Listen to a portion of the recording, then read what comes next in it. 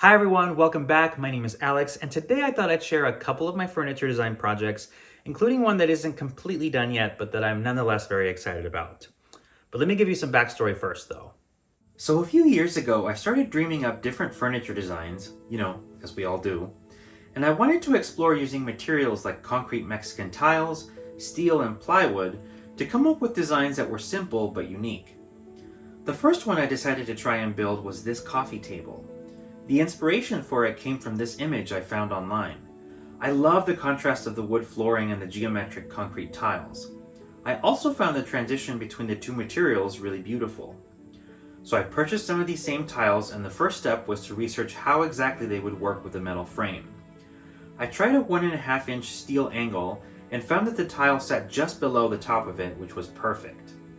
Luckily, my father knows how to weld, so I enlisted his help to get the metal portion of the table made. I gave him the measurements and just kind of stood around while he did all the work. Once the frame was completed, it was time to move on to the next step. I played around with different arrangements until I found one that I liked, and then laid out the tile on a piece of plywood to see what it would actually look like. Then I added another layer of plywood on top of the base layer so it was more or less even with the tile, and then used that as a template for the wood veneer. I glued the veneer down, grouted the tile, and I really love the end result. If you've seen my other videos, you'll recognize the table. I like how it provides a little bit of that concrete tile look without having to do an entire floor or wall. And my favorite part is that it's one of a kind. For this first attempt, I decided to go with white oak, but someday I'd like to try using walnut or swapping out the hexagon tile for another color. So the next furniture piece that I decided to tackle was this armchair. I wanted to design something modern, but my problem with modern furniture is that while it's pretty, most of it is super uncomfortable to sit on. So I wanted to come up with something that addressed that. I love the idea of a plywood surround with upholstered cushions. I started with making a template with inexpensive plywood from the hardware store, and my dad helped me build the frame. I did a lot of research on what angle to use for the back, and also how to install the upholstery springs. I figured this will ensure that it'll be comfortable to sit on. I got the seat done, but it was a while before I got a chance to work on it again. When I finally did, I started by finishing up installing the springs.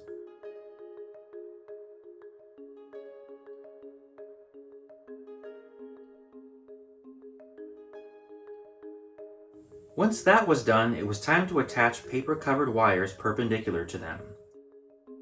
What this does is that it binds everything together so the springs end up working together to support the weight of your body.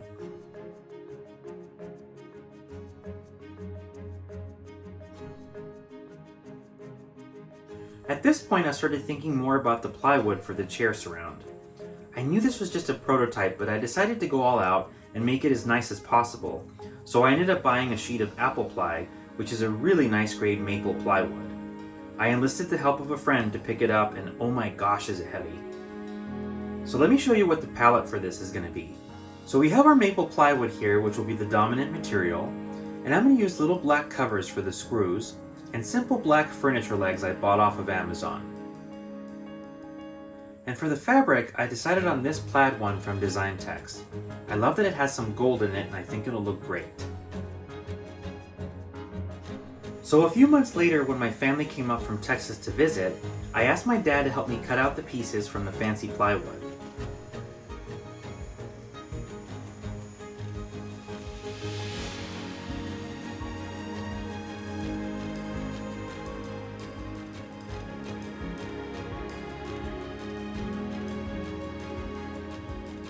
And then I went back and sanded all the edges down to make them smooth.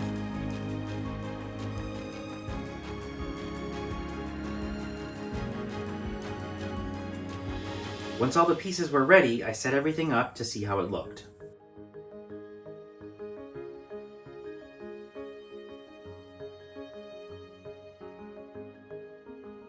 Not bad, right? And then began the process of drilling pilot holes in all the panels and gluing some smaller pieces of plywood at the front of the chair.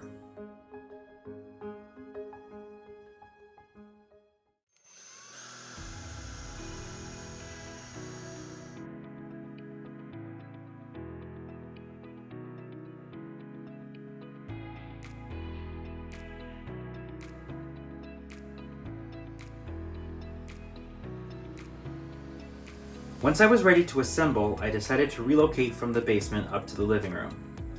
I started using wood screws with the covers on them to attach everything together, but I won't actually snap the cover shut until the very end.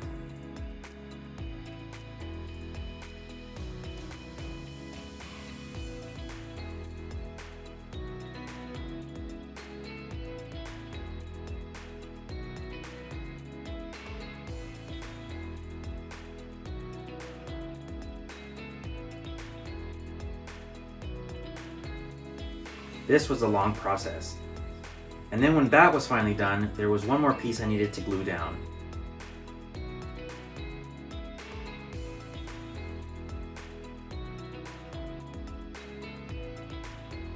With the chair frame put together, it was time to attach the legs.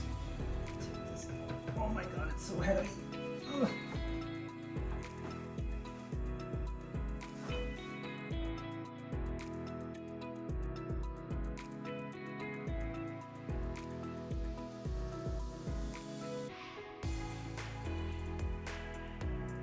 I was kind of exhausted at this point, but I got it done. Yay, I finished. Thank goodness for that. So I moved the chair to its future home, and I have to say, I'm very excited about what it will look like once it's done. And I also received the bolts of fabric, so let me give you a sneak peek. Next week, I'm meeting with an upholsterer to talk about my project. I can't wait to see what the finished cushions will look like. Alright, that's it for today's video. I hope you enjoyed it. I wish I could show you how the chair turned out, but unfortunately, it's still not all the way done yet. But once it is done, I'll be sure to post an update so you can see how it turned out. Alright, take care everyone. We'll see you next time.